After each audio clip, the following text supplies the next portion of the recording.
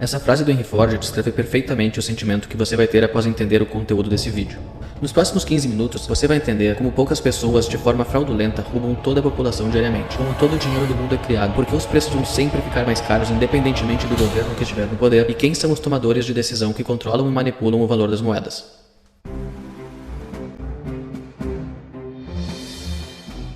Você já se perguntou quem controla o dinheiro do mundo? Se vivemos em uma sociedade hierárquica, quem está no topo da pirâmide, tomando as decisões mais influentes? Para onde todo o nosso dinheiro vai? E talvez mais importante, de onde vem? E antes que você diga qualquer coisa, já vou lhe avisar que não, o dinheiro não vem do governo. Eu tenho a impressão que essa pergunta é daquelas que nunca se faz. Não me lembro de ter visto alguém questionar isso e não me lembro de ninguém ter me ensinado. E eu me pergunto por que será que isso não é ensinado desde a infância, sendo que nossa sociedade é inteiramente construída ao redor do dinheiro. E esse é o objetivo desse vídeo, deixar esse assunto um pouco mais claro, pois eu tenho certeza que você consegue sentir que tem alguma coisa errada com o nosso sistema financeiro. Talvez você pense que é culpa do governo, talvez você pense que é culpa do próprio dinheiro, ou até do livre mercado. E se eu te falasse que livre mercado não existe mais e que a gente não usa o dinheiro de verdade há muito tempo?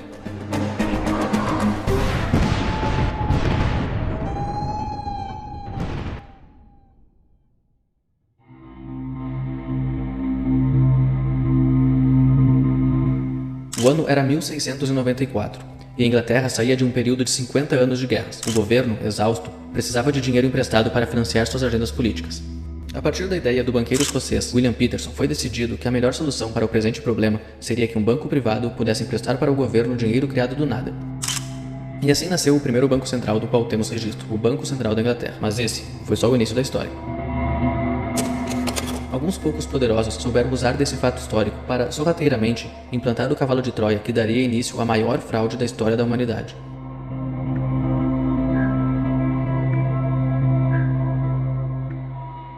Em dezembro de 1910, um grupo de políticos e banqueiros americanos embarcou em um vagão privado de trem e partiu para uma sequência secreta de reuniões para estruturar uma reforma bancária e a tão temida criação do Banco Central Americano, o Fed. As reuniões foram documentadas e dissecadas mais profundamente nas autobiografias de alguns dos participantes. O motivo dessa viagem ser totalmente sigilosa foi explicado em 1935 por um dos participantes dos encontros, o presidente do Banco Nacional de Nova York.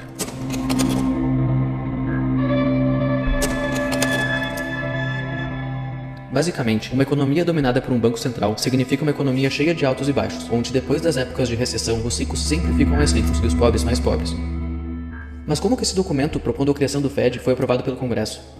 Bom, após esse grupo expor o documento explicando como funcionaria o sistema monetário com a criação do Fed, os banqueiros foram contra. Portanto, a população foi a favor.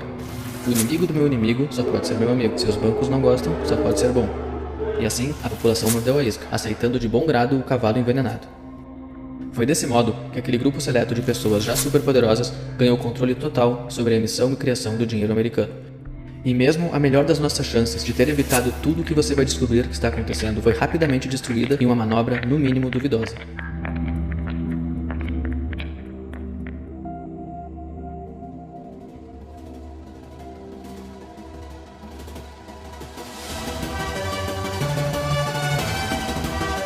O Acordo de Bretton Woods foi um acordo assinado em 1944 entre as principais nações do mundo, onde foram acertadas as bases que regeriam a política econômica global após a Segunda Guerra Mundial. Esse tratado consolidava o dólar como a principal moeda da economia.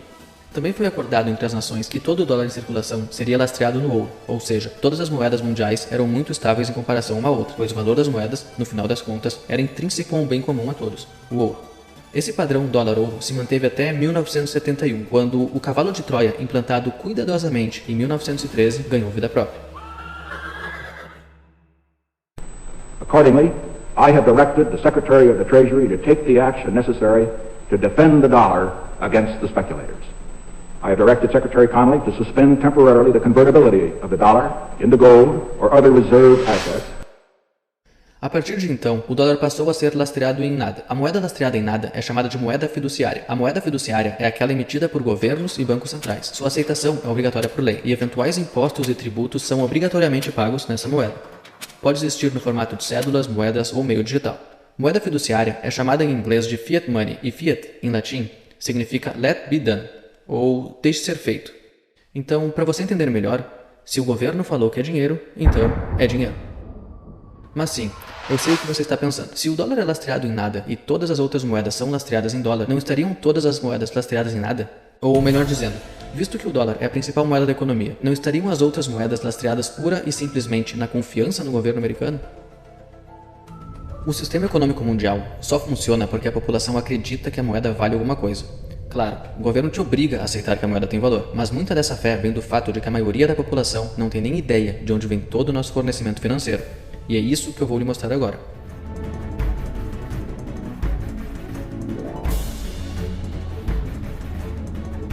Essa primeira parte da fraude ainda não é a mais revoltante, mas é a base para que tudo aconteça sem que ninguém perceba há mais de 100 anos. O Banco Central é basicamente a instituição que gerencia o fornecimento de moeda circulante em uma nação e pode emprestar dinheiro para o governo com juros. Salvo algumas pequenas diferenças no processo, a grande maioria dos bancos centrais opera em um formato mais ou menos assim. Quando o governo precisa de mais dinheiro do que recebeu em impostos, ele entra em contato com o Tesouro Nacional e pede dinheiro. O Tesouro, então, recebe um título público do governo. Um título público é basicamente um papel assinado pelo governante dizendo que o governo vai lhe pagar X quantia em Y tempo, em troca de dinheiro agora.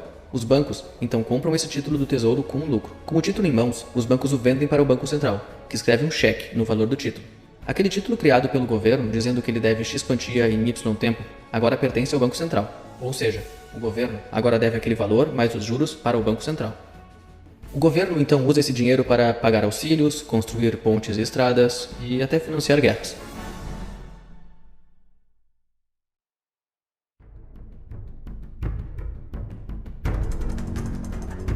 Mas da onde o Banco Central tira dinheiro para comprar os títulos públicos?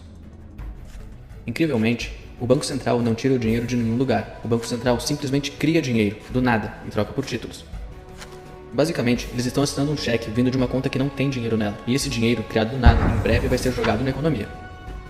Se eu fizesse isso, ou se você fizesse isso, seríamos presos por fraude, sem direito à contestação.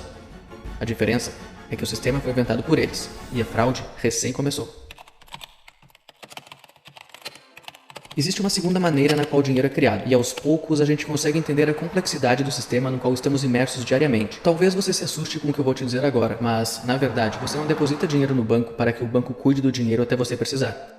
Você empresta o seu dinheiro para o banco usar como quiser, em troca de um juro. E o que ele faz com esse dinheiro é onde a diversão realmente começa. Quando você pega dinheiro emprestado com o banco, seja para abrir um negócio, comprar uma casa, ou qualquer que seja a utilização, o banco cria dinheiro do nada para lhe emprestar. E antes que você venha me dizer que não, que o dinheiro emprestado pelos bancos é o dinheiro depositado lá por outros clientes, veja o que o antigo presidente do Banco Central do Canadá disse.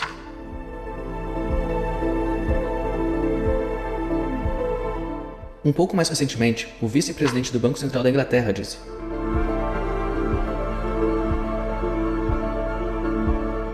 o que eles estão dizendo aqui é que cada vez que um banco faz um empréstimo, ele não usa o dinheiro de outras pessoas para conceder o empréstimo. Ele simplesmente aumenta a conta bancária do solicitante.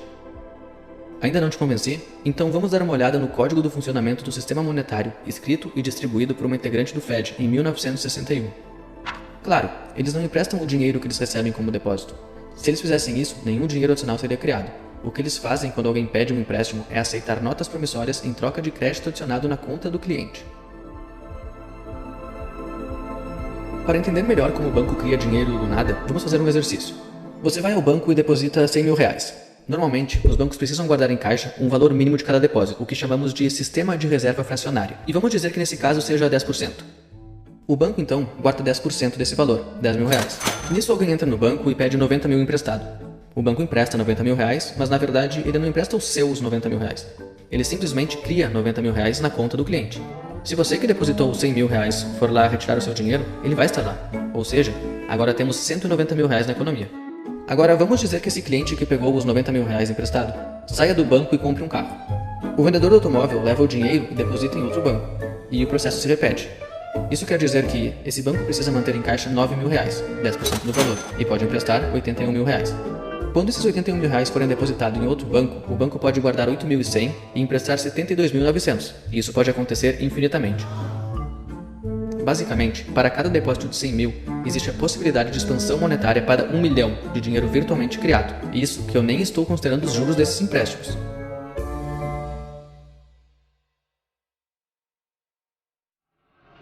Mas como toda boa fraude, ela precisa beneficiar o golpista e não a vítima. Por isso eu te convido para conhecer o toque final, a cereja no topo do bolo, ou melhor, a cereja no topo da pirâmide.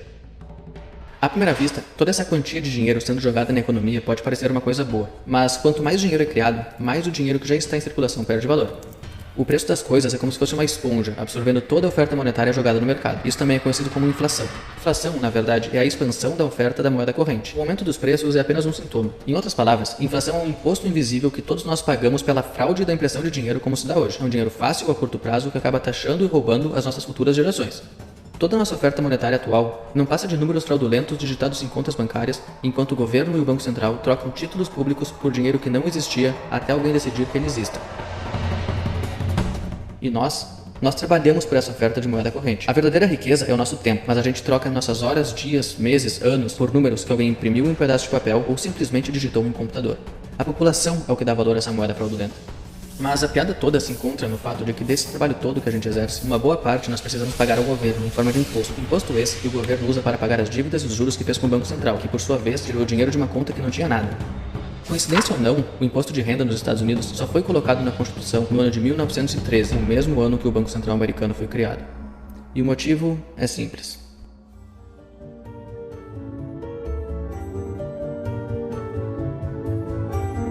Analisando toda essa dinâmica financeira de dívida, empréstimo e criação de dinheiro, a gente consegue chegar a uma conclusão. O sistema é intrinsecamente dependente de dívidas para continuar funcionando. Quando você pega um empréstimo, o banco registra esse valor como um ativo, na forma negativa. Por exemplo, você pega R$1.000, mas, na verdade, para o banco você está com menos 1.000. Ou, em outras palavras, você tem uma dívida de R$1.000 para com o banco, enquanto tem um crédito de R$1.000 na sua conta. Então, para o sistema, dívida é dinheiro, dinheiro é dívida. E não ache que isso é uma conclusão que apenas eu tive com essa história toda. Veja o que o próprio presidente do Fed disse na época. Então, na essência, em vez de nosso sistema usar o ouro como lastro final de valor, hoje em dia usamos dívida, ou seja, a dívida é a base do sistema econômico. Esse sistema é também chamado de sistema monetário com lastro em dívida. O sistema necessita que a dívida sempre cresça. As pessoas e os governos precisam ficar cada vez mais endividadas para que haja cada vez mais dinheiro sendo jogado no sistema. Se os empréstimos magicamente parassem de acontecer de um dia para o outro, a dívida pararia de crescer, a quantidade de dinheiro em circulação diminuiria e o sistema rapidamente entraria em colapso.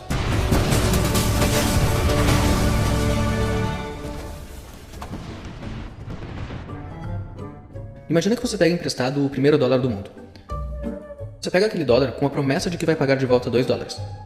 Mas como você vai pagar o outro dólar se só tem $1 em circulação? Bom, você pega outro dólar emprestado, com a mesma promessa. E agora você tem $2 e uma dívida de $4. E assim sucessivamente. A dívida total sempre vai ser muito maior do que a quantidade de moeda circulante. Então, se por algum motivo todo mundo pagar suas dívidas, o sistema perece instantaneamente em uma implosão deflacionária. O dinheiro simplesmente para de existir.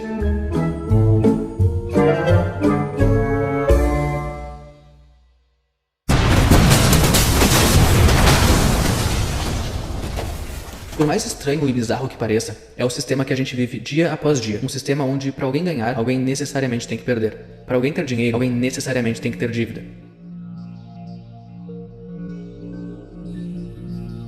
Essa dinâmica não é simples de entender. Ela foi construída assim propositalmente. Pois se a população entendesse como o jogo funciona, assim como Henry Ford, eu acredito que seria questão de tempo até que os jogadores desistissem de jogar. Mas eu também acredito que, se explicado de maneira simples, todo mundo conseguiria entender esse processo. Então, vou tentar resumir rapidamente, da melhor maneira possível, para que qualquer pessoa consiga, pelo menos, entender o esquema do qual participamos.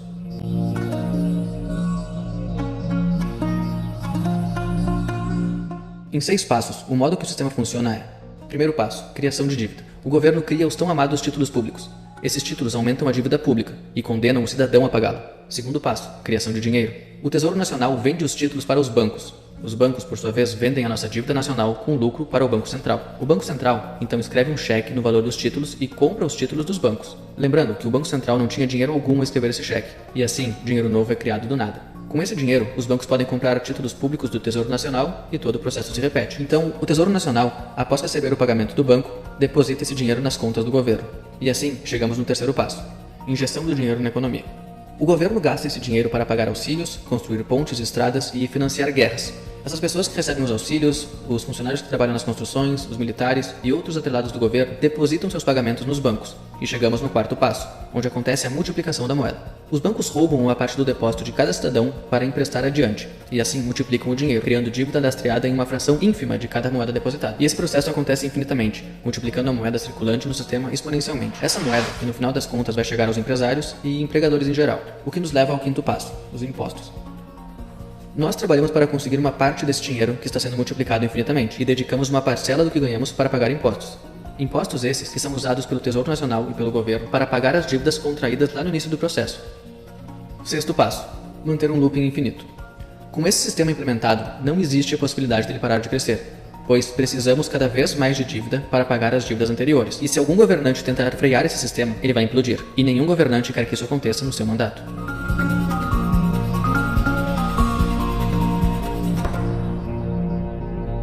Assim, ano após ano, mais dívida é criada, e com ela, mais desigualdade. Pois, querendo ou não, todo o dinheiro está sempre sendo sugado para aqueles que controlam o sistema. Esse sistema só é possível, pois nós não usamos mais dinheiro de verdade, usamos moedas virtualmente criadas sem lastro em nada. Mas, o pior de tudo, esse sistema é a forma mais complexa já vista de escravidão. Toda vez que o governo emite um título público, ele está fazendo uma promessa de que nós, cidadãos, vamos pagar esse título no futuro. Mas ninguém nunca te perguntou se você quer trabalhar para pagar a prosperidade que aconteceu nos últimos 110 anos. E ninguém está perguntando para nossos filhos se eles querem trabalhar mais e mais no futuro para pagar pela prosperidade que a gente tem hoje. Nenhuma geração tem o direito de contrair dívidas maiores do que é capaz de pagar durante a sua própria existência. Quando roubamos prosperidade do futuro para que possamos usufruir hoje, nós escravizamos a nós mesmos e as futuras gerações. Mas existe um pingo de esperança para a humanidade. Esse sistema, para funcionar, requer que a população seja ignorante quanto ao seu funcionamento. Então, agora, com a visão completa de como o sistema opera, você se torna responsável. Você se torna a esperança dos seus próprios filhos e netos. Você se torna a esperança das próximas gerações. Então envie esse vídeo para o máximo de pessoas possível, pois como o público mais engajado e consciente, podemos construir um sistema mais justo, onde nossas futuras gerações não precisem mais sofrer as consequências de nossa ignorância.